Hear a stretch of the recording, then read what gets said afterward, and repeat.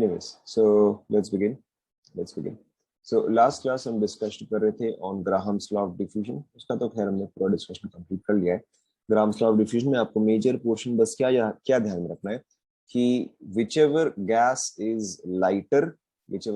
lighter that escapes faster, right, and whichever gas is heavier it escapes slower.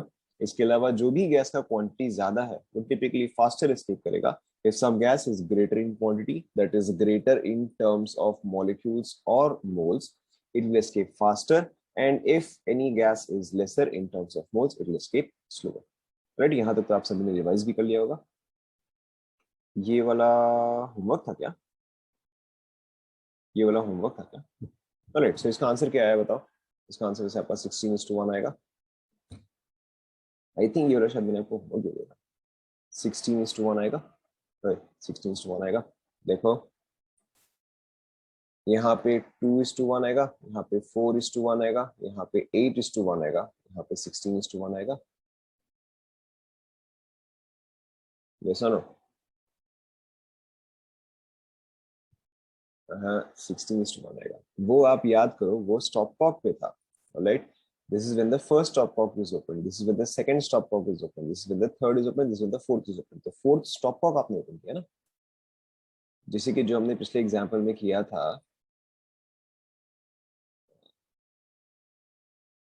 हाँ, SN nth stopcock is open, right. यहाँ पे nth stopcock था, तब जाके आपका फॉर्मूला वो आया था. तो यहाँ पर तो हमने फोर्थ stopcock ओपन किया. ओके, यहाँ पर तो हमने फोर्थ वाला ओपन किया. Anyways, let's continue. So today we are going to discuss another topic, also a very important topic. So today we are going to discuss kinetic theory of gases. Very important topic. तो आप सभी heading डालो. Kinetic theory of gases. इसको आप short में हमेशा KTG देखोगे.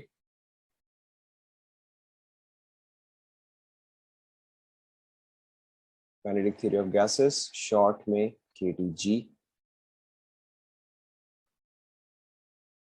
Start करें.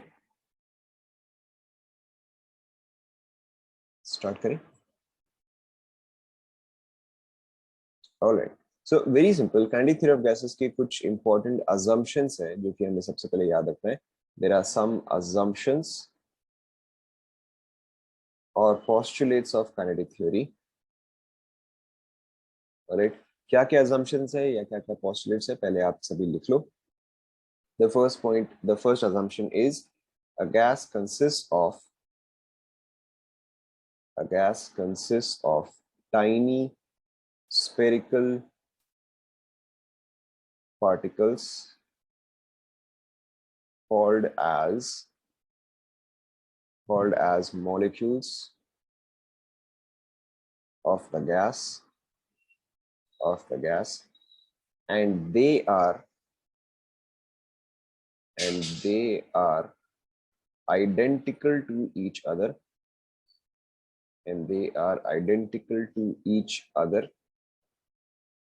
in all respects.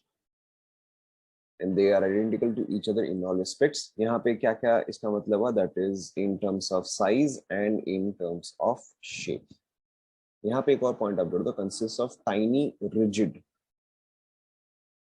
rigid spherical particles.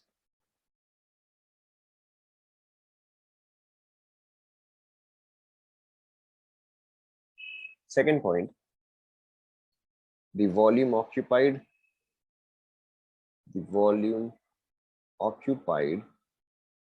by the molecules is negligible in comparison to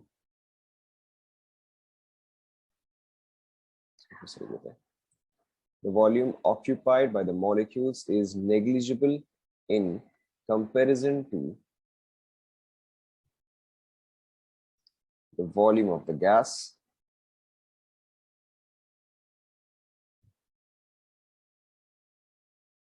लिखते जाओ, पहले आप सारे पॉइंट्स लिख लो.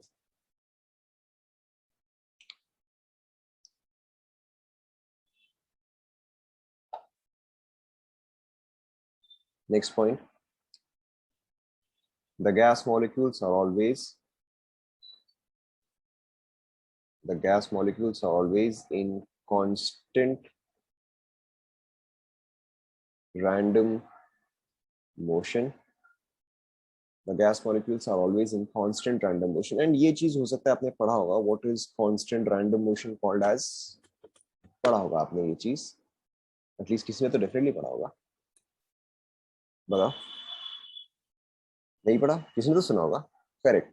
This constant random motion is called as Brownian motion. Very good, चलो एक तो पढ़ा है at least, is called as Brownian motion.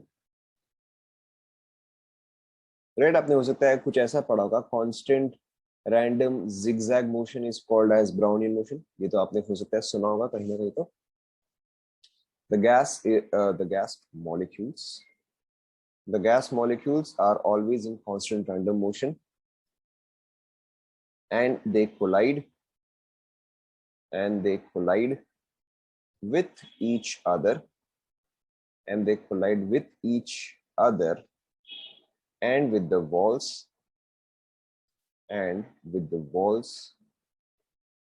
of the container, इसी पॉइंट में हम कंटिन्यू करते हैं. gravity has no effect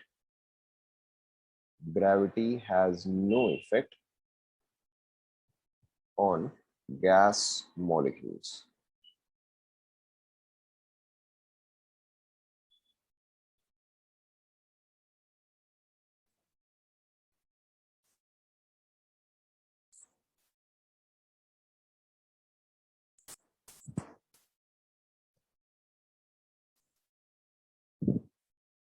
Next point, pressure of a gas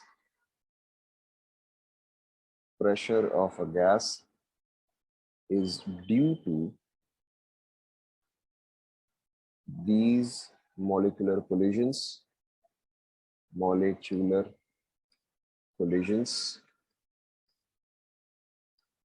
with the walls of the container,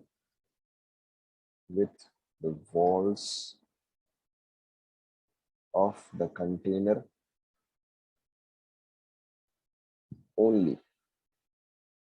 इसका मैं आपको मतलब समझाता हूँ.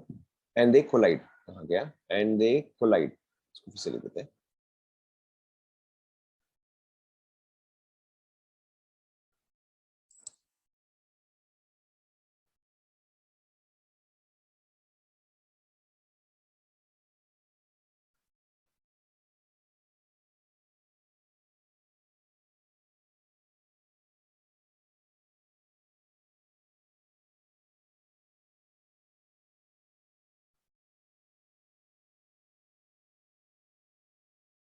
लिख लिया.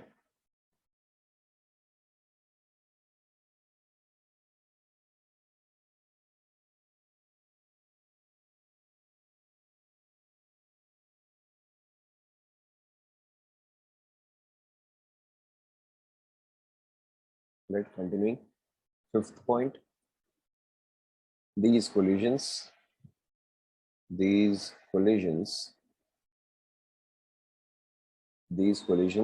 are perfectly elastic in nature. आप लोगों ने फिजिक्स में collisions पढ़ लिया क्या? Elastic, inelastic collisions? I don't think अभी पढ़ा होगा. These collisions are perfectly elastic in nature. Newton's law of motion is applicable. Right. 7 point. The intermolecular force of attraction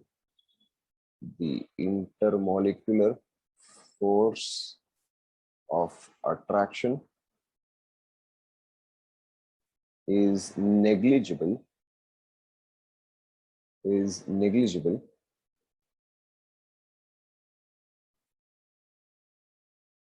or in case of ideal gas, intermolecular force of attraction is 0.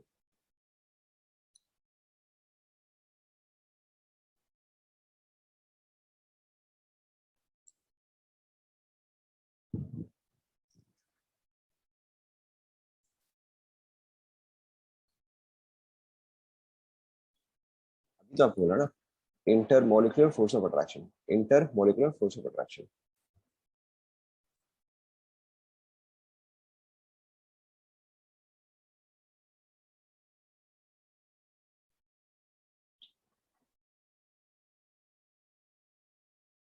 लिख लिया आप सभी ने?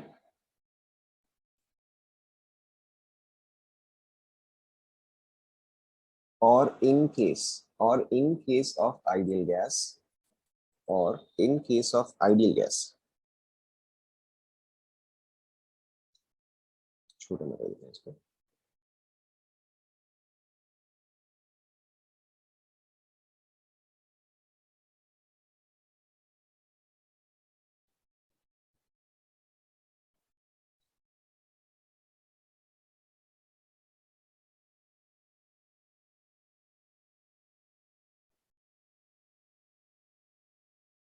Complete हो गया?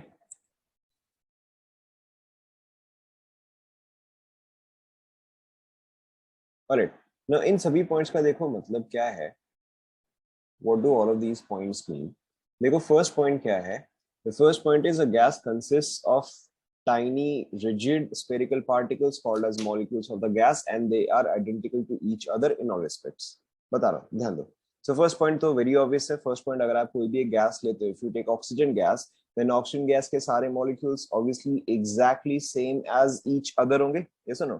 And from our experience और from our studies we have always assumed atoms to be spherical, yes no, right? सिर्फ यहाँ पे एक वर्ड का आपको मतलब समझना है, रिजिड। रिजिड का मतलब क्या होता है, ध्यान दो। रिजिड का मतलब क्या होता है कि उसका शेप चेंज नहीं होगा। Okay, if something is rigid it means that its shape will not change, yes और नो? ओके, सो रिजिड का मतलब होता है इसका शेप चेंज नहीं होगा। Next, the volume occupied by the molecules is negligible in comparison with the volume occupied by gas। Now what does this statement mean? Volume occupied by molecules and volume occupied by gas। now इसका मतलब क्या होता है, देखो very simply, what does this mean?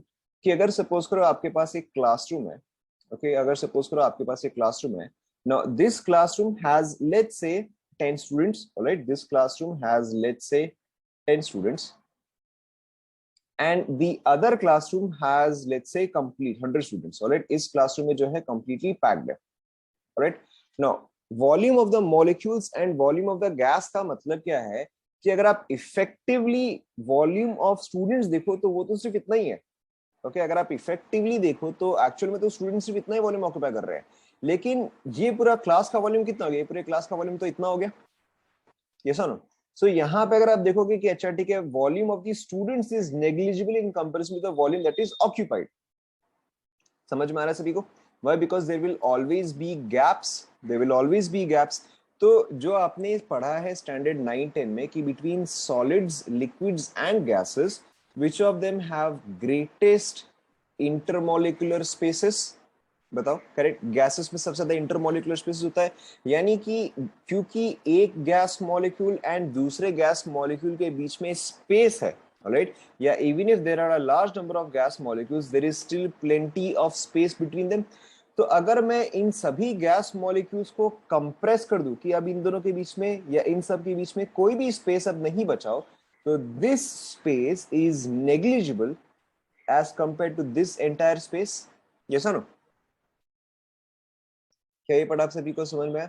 तो second point जो कह रहा है कि volume of the molecules is negligible in comparison to volume occupied by the gas. इसका मतलब क्या है कि अगर मैं सिर्फ मॉलिक्यूल मॉलिक्यूल का वॉल्यूम देखूं तो वो जो जगह है that is negligible in comparison to actual gas कितना वॉल्यूम ऑक्यूपाई कर रहा है। Is that clear? Alright, next देखो, ऑलराइट नेक्स्ट देखो, the gas molecules are always in constant random motion। okay, ये तो कुछ खास देखो ऐसा है नहीं। the gas molecules are always in constant random motion and they collide with each other। obviously अगर gas molecules constantly motion में है and the motion is random, so obviously they will collide with each other multiple times and they will also collide with the walls of the container, right? gravity has no effect on molecules। इसका मतलब ये है कि आपका gas जो है वो long time के बाद सेटल नहीं होता है, right? Gravity has no effect का मतलब क्या है, ग्रेविटी क्या करता है, वो सब चीज को डाउनवर्ड पुल करेगा। so ideally what should happen is all the gas molecules should finally settle, but that does not actually happen, isn't it? भाई जब आप घर पे गैस का सिलेंडर मंगाते हो तो सबका सब यहाँ पे बॉटम में थोड़ा ना सेटल हो जाता है, right? So gravity has no effect on gas molecules. We are not trying to compress it. See, obviously we can compress it, but here we are not doing that. हम यहाँ पे gas का natural state बोल रहे हैं. Is that clear? All right. Next देखो. The pressure of a gas is due to the molecular collisions with the walls of the container. This part is very obvious. जब हम pressure measure करते हैं तो हम at the walls of the container measure करते हैं. Alright. So अगर आपका molecule wall के साथ collide कर रहा है तभी जाके ये चीज प्रेशर को कंट्रीब्यूट करता है. Okay, the pressure that we measure. लेकिन अगर दो मॉलिक्यूल्स का आपस में कोलिजन होता है, राइट, दो मॉलिक्यूल्स का आपस में कोलिजन होता है, तो in that case there is no contribution towards pressure. Pressure is only understood, or pressure is only taken when a gas molecule actually collides with a molecule, actually collides with a wall and not with each other. Okay, तो यहाँ पर जो statement दिया हुआ है, they collide with each other and with the walls of the container. लेकिन the pressure of a gas is due to these molecular collisions with the walls of the container only. Is that clear? Okay, जैसे कि अगर मैं example लूँ, taking a very simple example, let's say that a certain gas molecule undergoes 2 collisions with the wall, right, and let's say 8 collisions with some other molecules. तो यहाँ पे आप pressure को contribute करता हुआ कितने collisions होंगे बताओ? Very simple, pressure को contribute करता हुआ only 2 collisions ही होंगे. Is that clear? So only those which collide with the wall. Now continuing, these collisions are perfectly elastic in nature. Now elastic collision का मतलब क्या होता है? ये चीज वैसे तो आप फिजिक्स में काफी डिटेल में पढ़ोगे, बट फिर भी समझ लो. सो इलास्टिक कोलिजन का मतलब क्या होता है? टिपिकली देखो क्या होता है, अगर दो cars, okay, if two cars collide head on, right, if two cars collide head on, तो वैसे केस में क्या होगा? Both the cars will undergo deformation.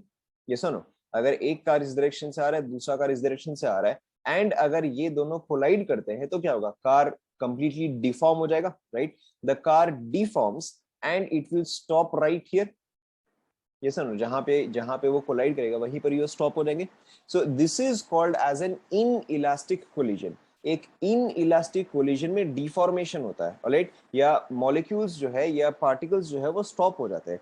But एक इलास्टिक कोलिजन में क्या होता है? If it was a perfectly elastic collision, then what would have happened is ये दो मॉलिक्यूल्स जो है परफेक्टली एक दूसरे से कोलाइड करेंगे and they will bounce back perfectly. Okay, this is called as an elastic collision. Elastic collision में there is no deformation. Since there is no deformation, which is why यहाँ पर जो हमने एक point लिखा था, they are tiny rigid particles, right? So rigid का मतलब क्या हुआ कि इसमें deformation possible नहीं है, या यहाँ पे deformation नहीं होगा. So elastic collision यानी कि अरे elastic collision आपने करेक्ट. सो इलास्टिक कोलिजन का मतलब क्या हुआ कि अगर आप इस बॉल को इस दीवार पे फेंकते हो, राइट, अगर आप इस बॉल को इस दीवार पे फेंकते हो तो वो चीज परफेक्टली उसी स्पीड के साथ बाउंस बैक करेगा. Is that clear? So this is called as an elastic collision. Elastic collision is basically जिसमें कि कोई भी डिफॉर्मेशन या एनर्जी का लॉस नहीं हो. So somebody just gave me the example of a carrom board. That is also a good example of an elastic collision. Right? वहां पे deformation नहीं होता है. Next, ये तो कुछ खास नहीं. Newton's law of motion is applicable. ठीक है भाई, ये तो इसमें मैं क्या समझाऊं. And intermolecular force of attraction is negligible. ये भी आपको ऑलरेडी पता है कि in case of solids, liquids and gases, strongest intermolecular force of attraction is between strongest. Solids, liquids, gas. Strongest किसमें होता है बताओ? Obviously solid में होता है. And weakest किसमें होता है? Gas में होता है. So gases में intermolecular force of attraction is negligible. We assume that in ideal gas intermolecular force of attraction is zero. यानी कि इस मॉलिक्यूल का इस मॉलिक्यूल पे कोई भी force of attraction या repulsion present नहीं है. This molecule does not exert any force of attraction or any force of repulsion towards the other molecule. The only time, ध्यान रखो इस चीज को, the only time this molecule will exert a force on this molecule is when they collide. सिर्फ ये एक ही time होता है आइडियल गैस में जहां पर कि एक मॉलिक्यूल दूसरे मॉलिक्यूल को अफेक्ट करता है. Is that clear? सभी को क्लियर हुआ? Alright, alright. Now there is a derivation जो कि हमें करना है. There is a derivation that we have to do, but we are not going to do it right now. There is a derivation of KTG, alright, but that is not very important. इस चीज को बाद में करेंगे. तो आप बस ये हेडिंग डाल दो एंड 2 पेज का स्पेस छोड़ दो, राइट, 2 पेज का स्पेस छोड़ दो. 2 पेज का स्पेस यानी कि 1 साइड जिस पे आप लिखते हो एंड अनदर साइड जिसपे कि आप लिखते हो, राइट? तो 2 पेज का स्पेस छोड़ दो। हाँ हाँ, 2 पेज यानी कि पेज 1 पेज 2, नॉट 2 पेज यानी कि 1 2 3 4। लॉन्ग नहीं है, थोड़ा डायग्राम वगैरह भी है, थोड़ा एक्सप्लेनेशन भी है, इसलिए। एंड आइडियली 2 पेज नहीं लगेगा, 1.5 पेज में हो जाएगा। आई एक्सपेक्ट आप सभी A4 कॉपी यूज करते होंगे, right? All of you must be using A4 size और लॉन्ग कॉपीज। नहीं, डेरिवेशन सीबीएसई में नहीं आता है, derivation is not important, which is why I am not focusing on it right now. Derivation वगैरह CBSE वगैरह कहीं पे नहीं आता, which is why it's not that important, right? So आप one side and one side, right? 2 side आप छोड़ दो, will do that letter, no worries, कुछ खास है नहीं है। देख लिया? All right. Now, the important part here is the important part here that we have to discuss is the various KTG speeds. Now, this is what is important. इस पे ही हमेशा क्वेश्चन आता है। Now, KTG के हिसाब से हम 3 तरह के speeds define करते हैं. We define 3 types of speeds. The first speed is most probable speed. The first speed is most probable speed. Right? इसको हम बोलते हैं VMP, या स्पीड को कई बार आप C से भी रिप्रेजेंटेड देखोगे, जैसे वेलोसिटी को हम V से रिप्रेजेंट करते हैं, वैसे ही कई बार स्पीड को आप C से भी देखोगे। सो CMP, both of them mean exactly the same thing. Most probable speed, VMP or CMP. The second one is average speed. Right? Average speed तो आपको ऑब्वियसली पता है, V average और C average. राइट? कई बार आप इस चीज को ऐसे भी देखोगे एज V bar. राइट? इसका मतलब क्या होता है? एवरेज होता है। And the third one is RMS speed. Now, RMS speed stands for root of mean of square of. Right? RMS का मतलब होता है root of mean of, mean is obviously average, root of mean of square of speed, whatever. Alright? This is represented by VRMS और CRMS. पहले आप यहां तक लिख लो।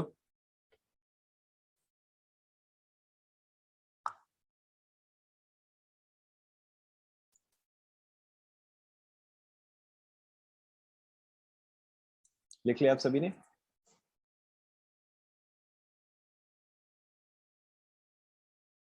लिख लिया? ऑलराइट। नाउ इन सभी का मतलब क्या है? Alright, now what do all of these mean? Very simply, अगर सपोज करो 5 मॉलिक्यूल्स एक रेस कर रहे हैं। Alright, let's say we have 5 molecules V1 V2 V3 V4 and V5. Right, let's say we have 5 molecules. Molecule 1 moves with a speed of, let's say, 10 meter per second. All right, molecule 2 moves with a speed of 5 meter per second. Molecule 3 moves with a speed of 8 meter per second. एक second रुको, 8 meter per second. Molecule 4 moves with a speed of 10 meter per second. Molecule 5 moves with a speed of 10 meter per second. Alright, मैंने यहाँ पे randomly values दे दिए हैं, पहले आप यहाँ तक लिख लो।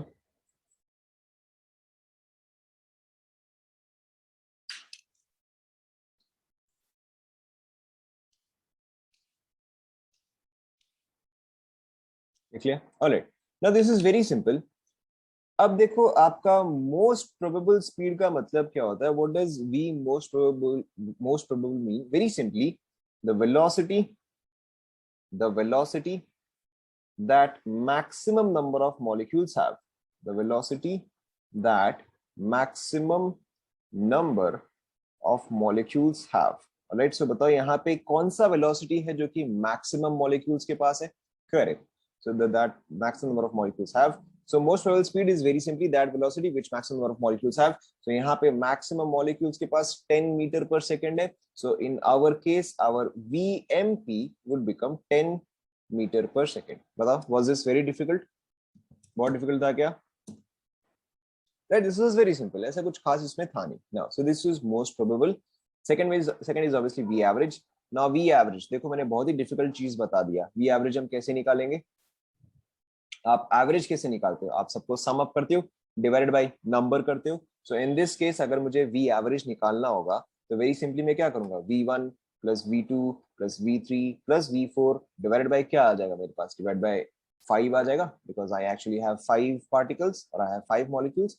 या फिर देखो इस सीरीज को हम और भी कैसे लिख सकते थे, देखो इस सीरीज को हम और भी कैसे लिख सकते थे, वेरी सिंपली 10 into 3, क्यों, क्योंकि 10 जो है वो 3 टाइम्स रिपीट हो रहा है, यस नो, 10 जो है वो 3 टाइम्स रिपीट हो रहा है, plus 5 into 1 plus 8 into 1 divided by 3 + 1 + 1, yes no, जो भी आया होता ना, we are not actually trying to find out the value here, but इस तरह से आता, yes or no? So this is your V average or your C average or your V bar. Okay, again this is also not particularly difficult. इसके अलावा आपका आता है V RMS. Now RMS is basically root of mean of square of. Alright, so हम उल्टे से proceed करते हैं, we will start from here. Alright, we will start from square. Alright, so अगर आप स्क्वायर कर रहे हो इसका मतलब क्या हुआ कि आप V1 square, V2 square, V3 square, V4 square and V5 square करोगे, so this is square, and then आप इस चीज का मीन निकालते हो। मीन क्या हुआ, मीन सेम एवरेज हो गया, तो अब इस चीज का एवरेज कैसे आएगा, this plus this plus this plus this divided by क्या आ जाएगा बताओ, करेक्ट, डिवाइड बाय 5 आ जाएगा, ठीक है। एंड फाइनली मुझे क्या निकालना है, रूट निकालना है, तो रूट क्या हो गया, ये हो गया। Is that clear to everyone? Again, was this very difficult? बहुत डिफिकल्ट था, right? So as simple as that, यहाँ पे देखो आपके तीनों टर्म्स का ये मतलब होता है, V most probably is the velocity possessed by maximum number of molecules, V average is basically average of all the velocities, and V RMS is root of mean of square of। ठीक है, एक और बार देखो, RMS का मतलब क्या होता है, सबसे पहले आप स्क्वायर करो सारे टर्म्स को, चलो मैं एक और बार लिख देता हूँ, सबसे पहले V square it, so essentially V1 square, V2 square, V3 square, V4 square, plus V5 square. फिर आप क्या करते हो, फिर आप इसका मीन लेते हो, that is average, so V1 square plus V2 square and so on divided by 5, क्योंकि in this case I have 5 molecules, and then root, obviously आप क्या करोगे, simply under root of V1 square plus V2 square and so on. Is that clear to everyone? नहीं, V R M S and V root आपका अलग अलग आएगा, just somebody, सो अभी just इसने सॉल्व किया, इसका वैल्यू 8.6 आ रहा है, whereas आप इसको कैलकुलेट करो, इसका वैल्यू 8.6 नहीं आएगा। so somebody just give me an answer, under root of 3, नहीं मैंने, अच्छा ये मैंने गलती से लिख दिया, स्क्वायर ही आएगा, मैंने गलती से लिख दिया। so somebody just give me an answer, ये चीज 359 या 310 क्या लिखा आपको, 389 by 5, 389 by 5, ऑब्वियसली आप इसको कैलकुलेट कर सकते हो, ठीक है, बट 389 by 5 करेक्ट है, दिस इज 300, 8.8, जो भी आएगा, जो भी आएगा, I have not calculated it, 8.8, so somebody just told me its value is 8.8, so obviously ये value और ये value तो सेम नहीं है, is that clear?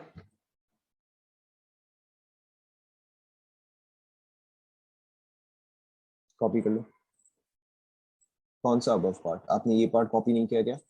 Has everybody copied up to here? यहाँ तक कॉपी कर लिया,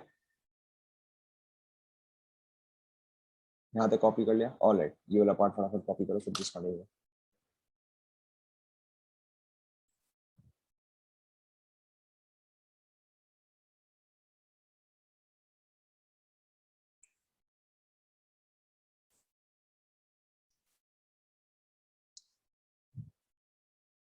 एप्लीकेशन वगैरह पे हम आते हैं, अभी के लिए आप इस पे ध्यान दो, अभी के लिए आप first let's understand the formula.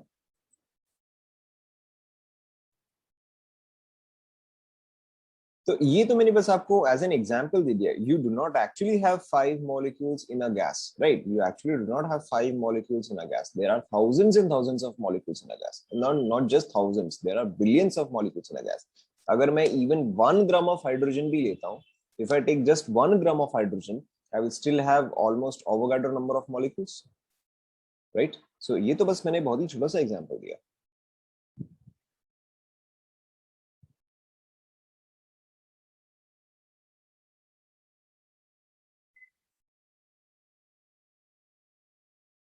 क्या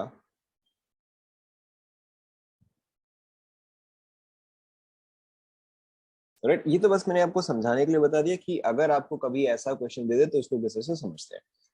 we actually don't have to put so much effort या हमें एक्चुअल में ये फॉर्मुलाज जो है वो यूज नहीं करने हैं अनलेस आपको ऐसा क्वेश्चन मिले. The actual formula that we have to understand and remember, the actual formula that we have to understand and remember is क्या.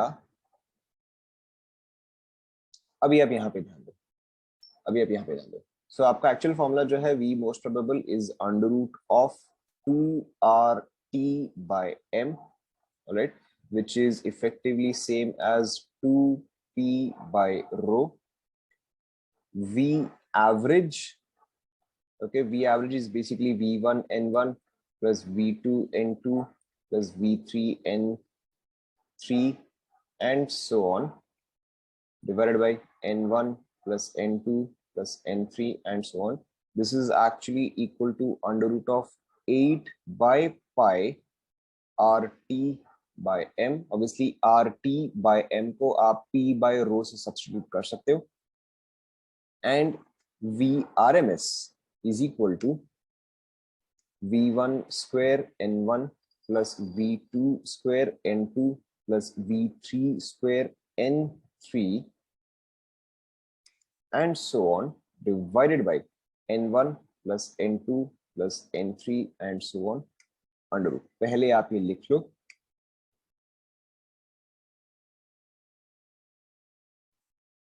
पहले आप ये पूरा लिख लो.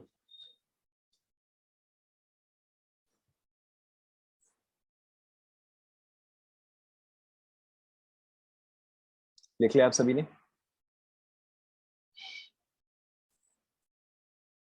राइट. आप लोगों को ये दोनों फॉर्मूला सबसे पहले क्लियर हुआ क्या?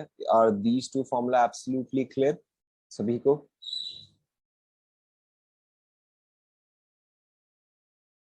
एवरेज तो आप सभी को निकालना आती है. These two formulas are absolutely clear.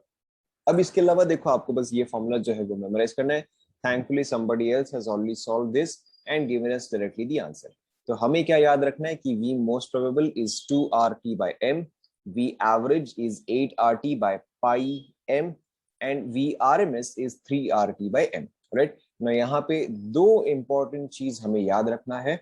The two important things that we have to understand and remember, very very important, are सबसे पहले बताओ वेलोसिटी का स्टैंडर्ड यूनिट्स क्या होगा बताओ. अगर हम वेलोसिटी को SI यूनिट्स में रिप्रेजेंट करें तो उसका यूनिट क्या आएगा? करेक्ट, मीटर पर सेकंड आएगा.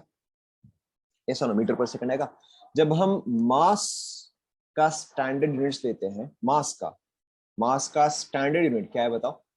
करेक्ट, मास का standard unit is kilograms. Right, mass का standard unit is kilograms. Alright.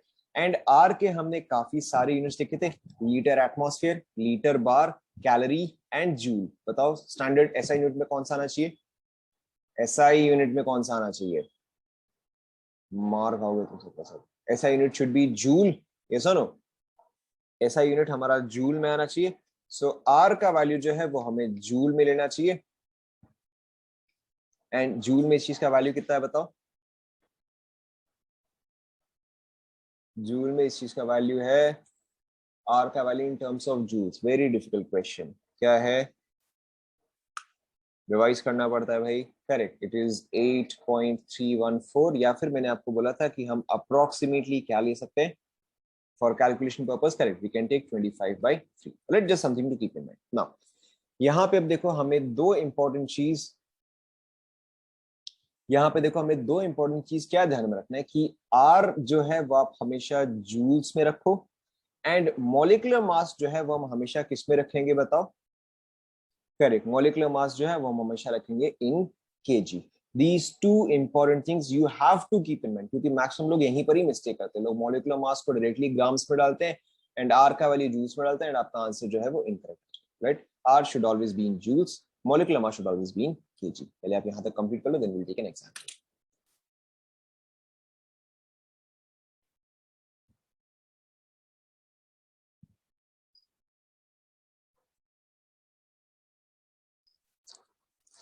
Note कर लिया सभी ने?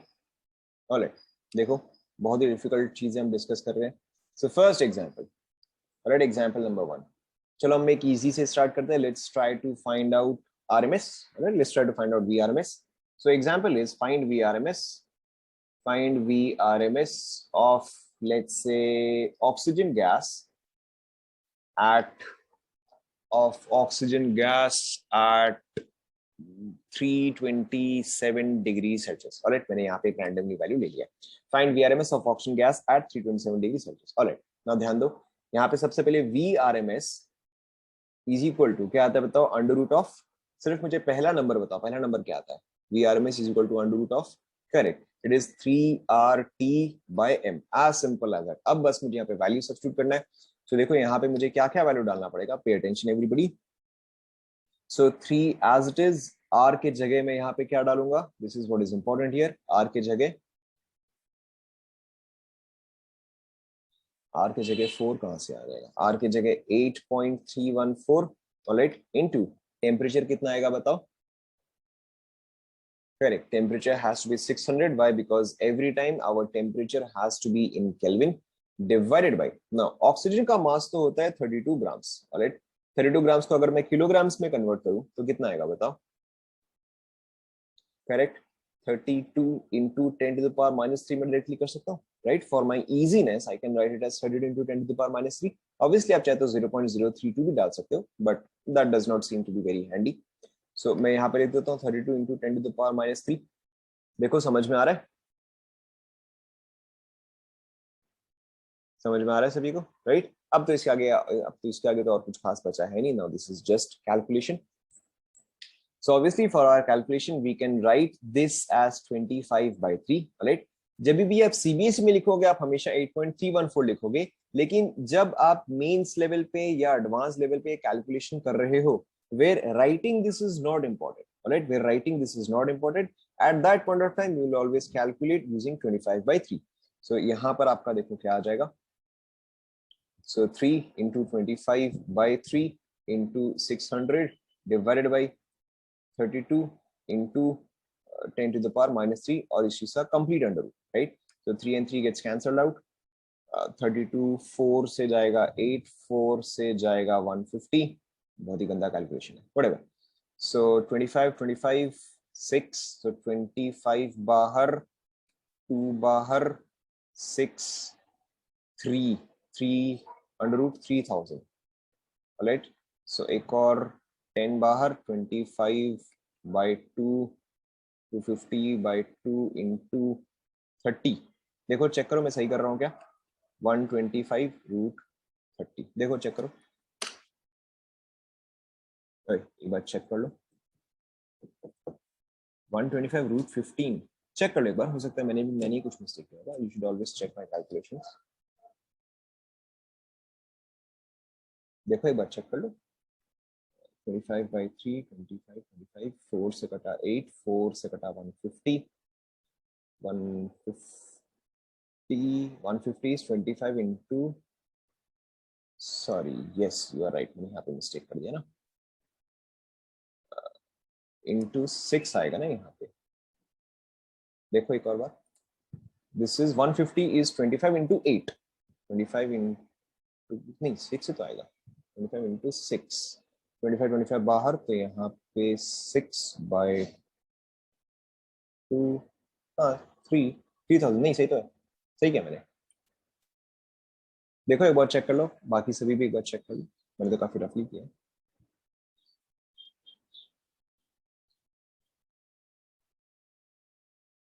Is that clear? आपको मेथड समझ में आया ना? कैलकुलेशन तो चलो आप लोग चेक करते रहो, बट मेथड आप सभी को समझ में आया?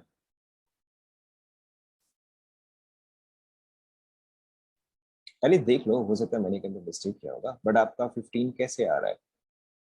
4 2 3, ओके नहीं आप चेक करो, शायद 3000 ही आ रहा है. देखो चलो एक और बार मैं यहाँ पे फ्रेश कैलकुलेशन कर देता हूँ, just for clarification. 3 into 25/3 into 600 divided by 32 into 1000, alright, under root. So ये एंड ये कैंसल आउट हुआ, ये 4 से गया 8, ये 4 से गया 150, क्लियर हुआ? करेक्ट, रूट 30 आ रहा है, alright. So 150 is basically, I can write this as 25 into 6, right. So 25 ये आपका बाहर आ जाएगा, राइट। 8 को मैं लिख सकता हूँ 4 इंटू 2, तो 4 का रूट बाहर आ जाएगा, सो 30 आना चाहिए, right. Let's take one more example. अब ये वाला आप सॉल्व करो, ये वाला आप सॉल्व करो, nothing too difficult. Find v most probable of, let's take helium, right? Let's take helium at at what temperature? At, let's say, 127 degrees Celsius. Try करो, बहुत difficult question.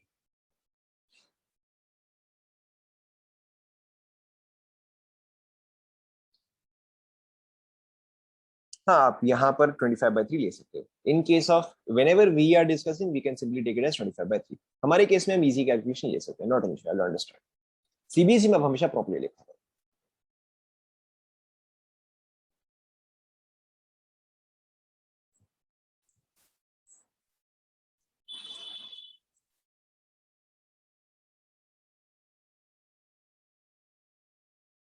एंड जो पार्ट अंडर रूट में, उसको आप under root में ही छोड़ देना, it's not a problem.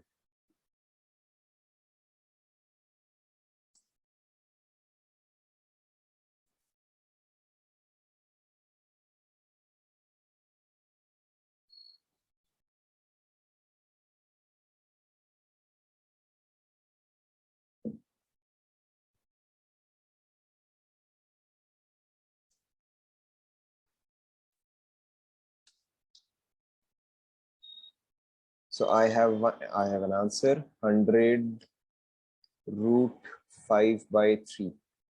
All right. Option B, 1000 root 10/3. बहुत ही अलग अलग आंसर है। All right. Option C,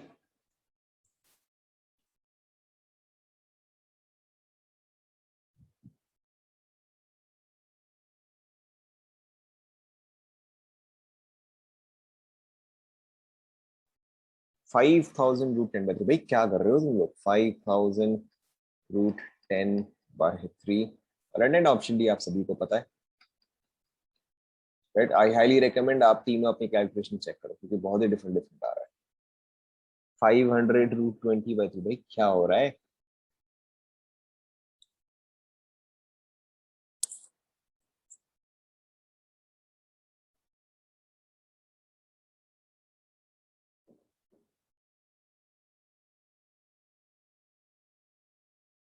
हो गया, चेक करें।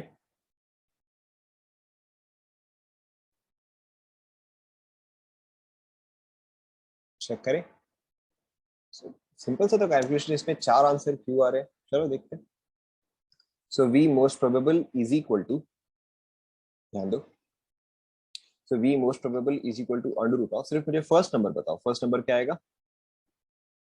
Correct, first number is 2RT/m। देखो, there is a very simple way to memorise this. एक है 2RT/m, ऑलराइट। एक है 3RT/m, एक है 8/pi/RT/m, alright. So it's very simple to remember. V most probable has 2, तो यहाँ पे ये रहता है। वी RMS हैज 3, तो इसको ये मिलता है, एंड एवरेज जो है वो इन दोनों के बीच में आ जाएगा। Is that clear? अब तो याद रह जाएगा परफेक्टली, राइट। अब तो अब आराम से साल भर बाद भी आपको याद आ जाएगा ये चीज। Now pay attention. So v most probable is 2RT/m। So यहाँ पे बस हमें वैल्यू डालना है। So 2 into r is 25/3। For our purpose we can use 25/3। Temperature is 400 and helium, so helium का मास हम कितना लिखेंगे, हीलियम का मास कितना आएगा बताओ। करेक्ट, सो 4 इंटू, चलो हम 1000 को ऊपर डायरेक्टली डाल ही देते हैं। Let's put 1000 directly above, into 1000। देखो ऐसा एक्सप्रेशन आएगा, यस नो, राइट। अब तो इसमें देखो और कुछ खास बाकी बचा है नहीं। सो दिस इज 100, सो 100 एंड 1000, तो इसमें से 100 में बाहर निकाल सकता हूँ। सो 100 इंटू 500/3, देखो ऐसा एक्सप्रेशन आ रहा है क्या। So basically I can do 1000 into 5/3। Check करो, 1000 इंटू 5/3, तो वैसे एक ने भी ठीक नहीं किया। चेक करो ऐसा आ रहा है क्या।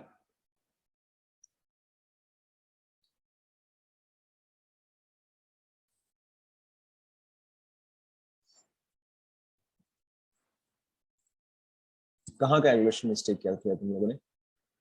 आई थिंक तुम लोगों ने यहीं पे मिस्टेक किया, इसके बाद वाले स्टेप में मिस्टेक किया। अच्छा, एच का मास y1000, क्योंकि आप 4 इंटू 10⁻³ करते तो 10⁻³ को मैंने ऊपर भेज दिया।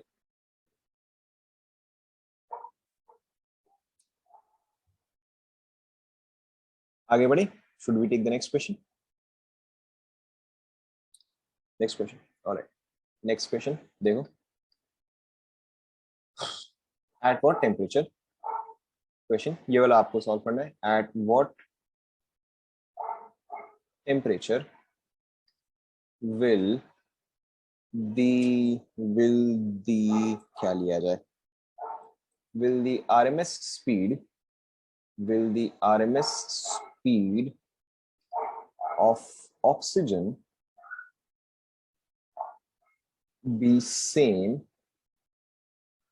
as the most probable speed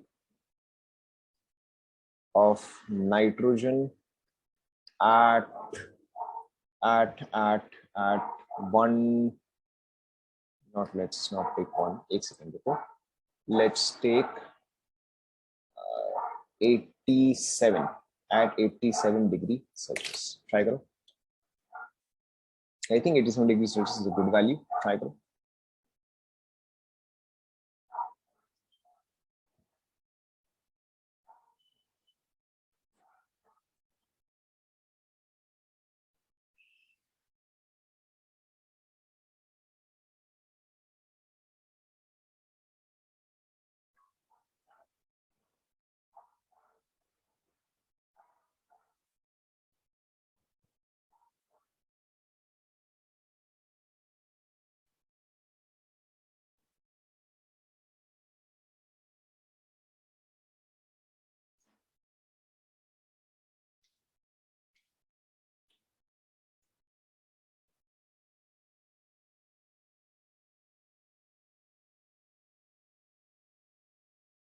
complete हो गया? क्या आंसर आया बताओ?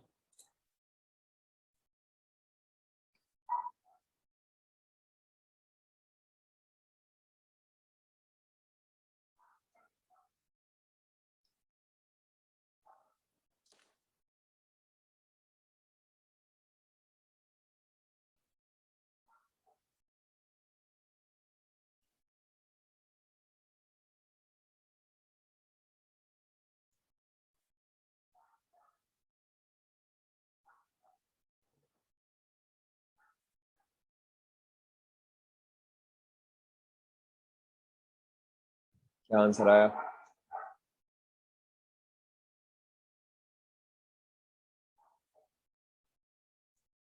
266.66 Kelvin. All right, 266.66 Kelvin. Okay.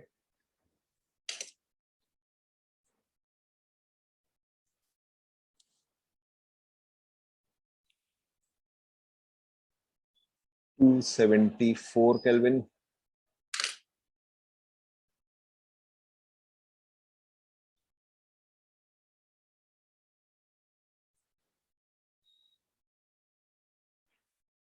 बाकी लोग?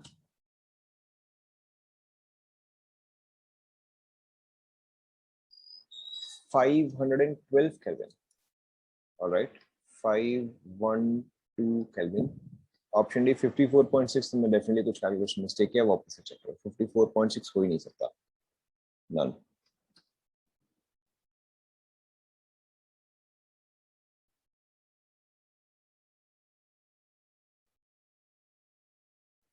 चेक करें।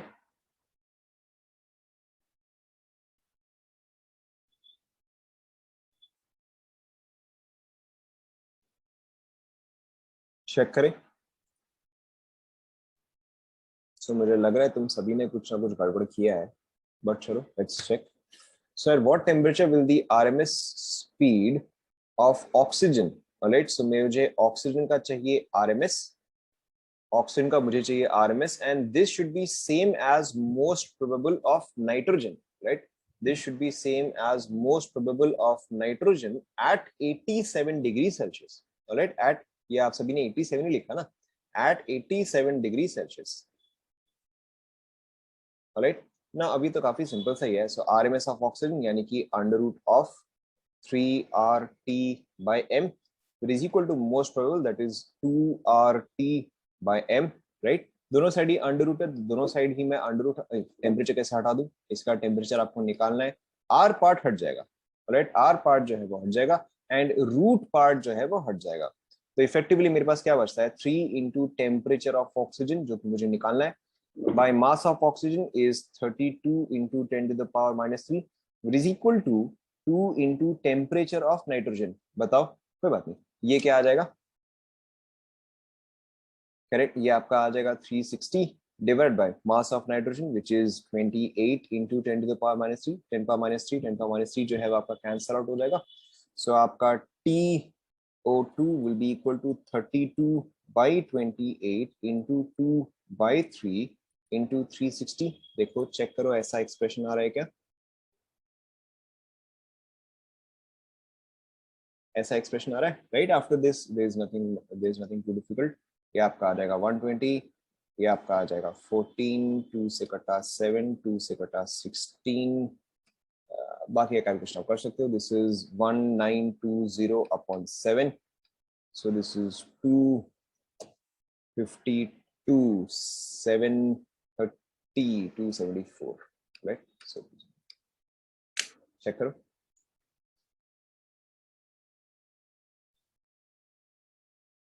Is that clear to everyone?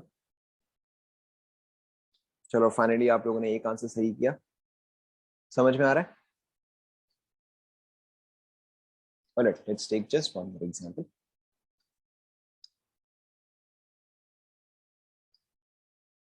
Not example, question.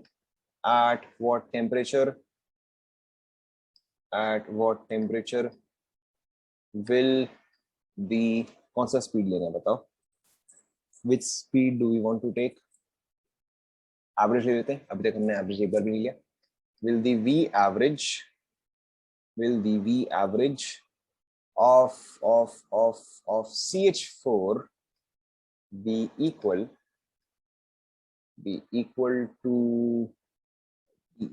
to let's say 100 metre पर सेकेंड.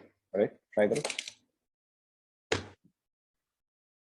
पाई का वैल्यू आप 3.1 लो, 3.14 लो या 22.7 लो, या फिर आप उसको चलो पाई के टर्म्स में छोड़ो. Okay, leave it in terms of pi. देखो अगर कुछ अच्छा हो रहा है तो ठीक है, नहीं तो leave it in terms of pi. या फिर चलो एक काम करते हैं ना. Okay, so we can do one more thing. मैं एक काम करता हूँ, मैं यहाँ पे इसको CO2 कर देता हूँ. राइट, मैं इसको CO2 कर देता हूँ एंड पाई अब आप 22/7 ले लो.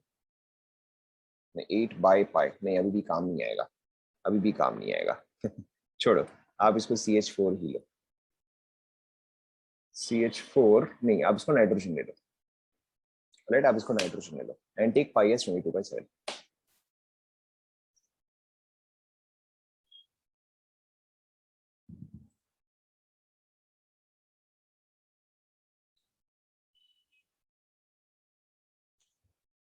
क्वेश्चन मैंने चेंज किया है, take V average of nitrogen and pi as 22/7.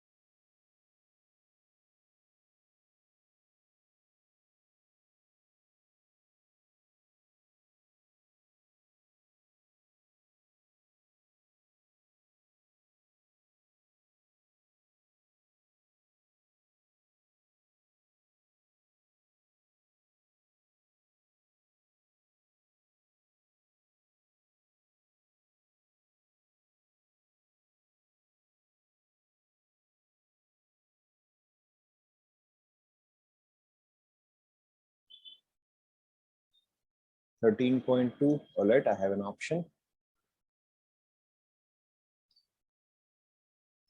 13.2 kelvin. बस कुछ गड़बड़ किया तुम लोगों ने?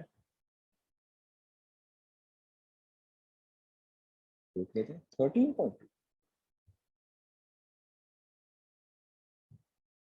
चलो ठीक है, देख लेंगे।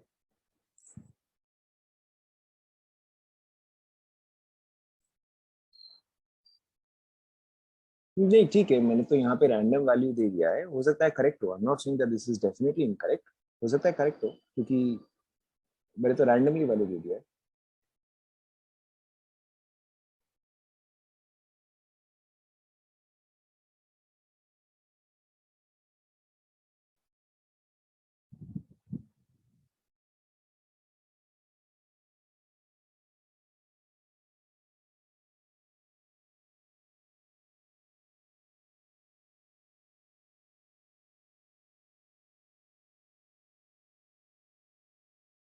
हो सकता है करेक्ट हो, मैंने तो यहाँ पे बहुत ही रैंडमली वैल्यू दे दिया।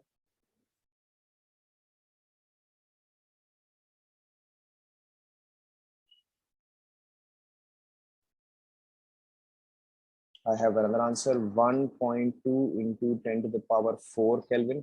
Okay, देखो डिफरेंस देखो। आप सभी लोगों ने आप सभी लोगों ने ये तो पढ़ा ही था, हाइजेनबर्ग्स अनसर्टेनिटी प्रिंसिपल। ये सुनो, देखो option A and option B देखो।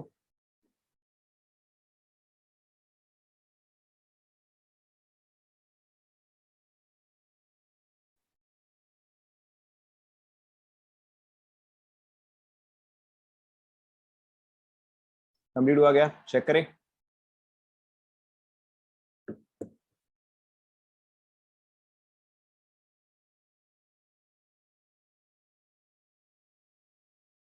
देखो not nothing very difficult at all. So v average is equal to 8 by pi r t by m complete under root. So v average is 100, which is equal to under root of 8 into r is 25 by 3 into temperature, ये value मुझे निकालना है, divided by pi is 22 by 7 into, अब यहाँ पे molecular mass में लूंगा 28 into 10 to the power -3। देखो चेक करो, ये आप लोगों ने लिखा, 3 को मैं यहाँ पे लिख देता हूँ इंटू 3, और 3 को मैं यहाँ पे लिख देता हूँ। सो ये आपका आ जाएगा 4, ये आ जाएगा 2।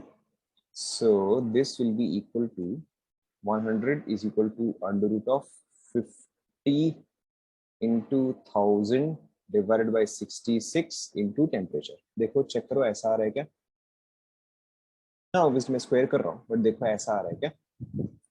Right now if I square both the sides, so मेरा ये क्या आएगा, 10 to the power 4 is equal to 5 into 10 to the power 4 into temperature by 66। नहीं आपका सही आ रहा है I think.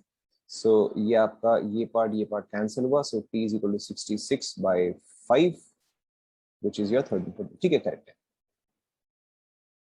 Is that clear?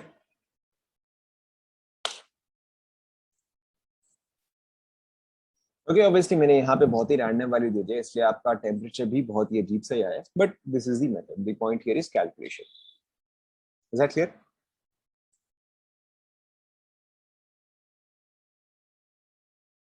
Alright, now there is one more important point that we have to remember. Alright, so अगर मैं लिखूं V most probable, V average, and अगर मैं लिखूं V RMS, alright, so this is 2RT by M under root, this is 8 by pi RT by M under root, and this is 3RT by M। बताओ इन तीनों value में से greatest value हमेशा किसका होगा? इन तीनों में से ग्रेटेस्ट हमेशा किसका वैल्यू होगा? ऑब्वियसली वी आरएमएस का होगा, राइट? V RMS would obviously be always the greatest, which of them would be the smallest? इन तीनों में से स्मॉलेस्ट हमेशा कौन सा होगा? करेक्ट, मोस्ट प्रोबेबल हमेशा स्मॉलेस्ट होगा। तो इनका ऑर्डर क्या था? इनका ऑर्डर कुछ ऐसा आता है, अगर मैं इन तीनों का रेशियो लिखूं तो इन तीनों का रेशियो क्या आएगा? Under root of 2, under root of 8 by pi, and ये क्या आएगा? अंडर रूट ऑफ 3 आ जाएगा। यस और no? Right now one very important point is कि कई बार आपको क्वेश्चन में दिया जाएगा कि इन तीनों का एक्चुअल रेशियो क्या है, not in terms of under root but the actual ratio. तो आपको ये वैल्यू याद रखना है, this is 1:1.128 is to 1.224, right, ये आपको याद रखना है, देख लो। एंड वन मोर वैल्यू जो कि आपको याद रखना है, this is 1.414 is to 1.596, basically इसका एक्चुअल वैल्यू हम निकाल लें, और इसका वैल्यू तो आपको पता ही है 1.73, राइट। अगर हम इनका रेशियो निकालते हैं तो ये वैल्यू आता है, नोट कर लो।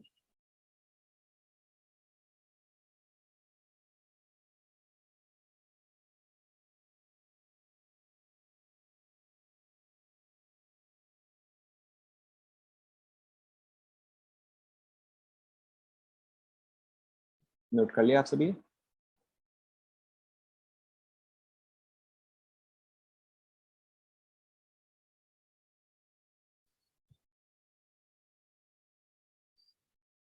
नोट कर लिया? Now just one more thing we need to discuss, copy कर लो। लास्ट वाला क्या है, मतलब 1:1.128 224, और √3 तो आपको पता ही, √3 इज 1.732। ये इसका एक्चुअल वैल्यू है, ऑलराइट। एंड अगर मैं इसको 1 करूं तो ये वैल्यूज आ जाएगी।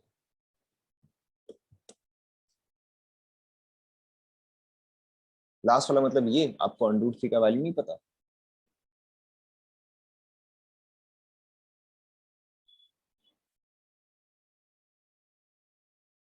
हाँ तो फिर ये चीज आपको याद रखना है, ये आपको याद रखना है, क्योंकि इस पे कई बार क्वेश्चंस आते हैं।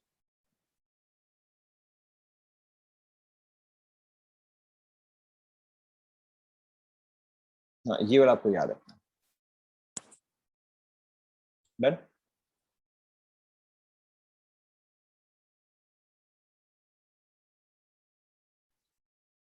Alright, just one quick thing we will discuss. So देखो, जैसे कि हमने लिखा था, we can take any value, let's take V most probable. So most probable हमारा क्या था, 2RT/m अंडर रूट, लेकिन इसके अलावा मैंने इसका एक और फॉर्मूला भी लिखा था, अंडर रूट ऑफ, क्या लिखा था बताओ, what was the other formula, 2 into, notes check करके बताओ क्या लिखा था। करेक्ट, प्रेशर बाय रो लिखा था ना। ये चीज देखो कैसे बराबर है, और how do we find out the density, very simple. Density क्या होता है, density is mass by volume, right. So देखो, अगर मैं मेरा आइडियल गैस इक्वेशन देखूं, PV is equal to nRT, और PV is equal to moles क्या होता है, वेट बाय मॉलिक्यूलर मास होता है क्या? हाँ मैं वही बता रहा हूँ, ध्यान दो। So PV is equal to weight by molecular mass into RT होता है, ये सुनो। सो अब देखो, अगर मैं मॉलिक्यूलर मास को यहाँ शिफ्ट कर दूं एंड अगर वॉल्यूम को ऑपोजिट में शिफ्ट कर दूं, so P into molecular mass is equal to weight by volume into RT। देखो ऐसा एक्सप्रेशन आएगा, चेक करो,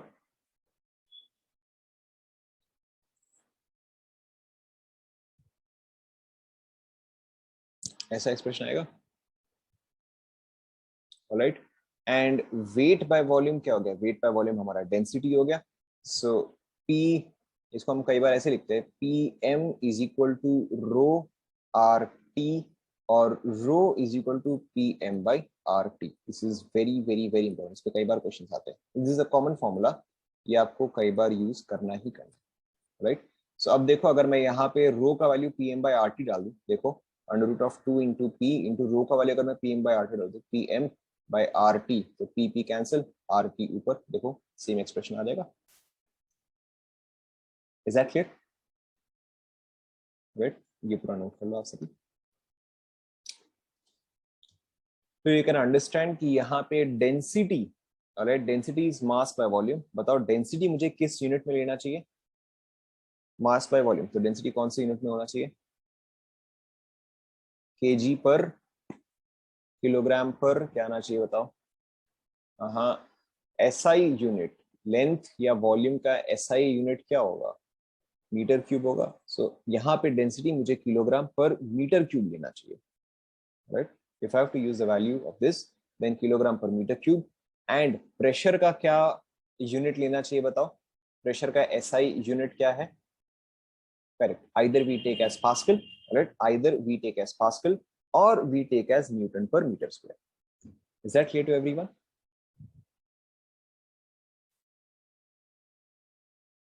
All right. यहाँ तक सभी ने कंप्लीट कर लिया? All right, so we'll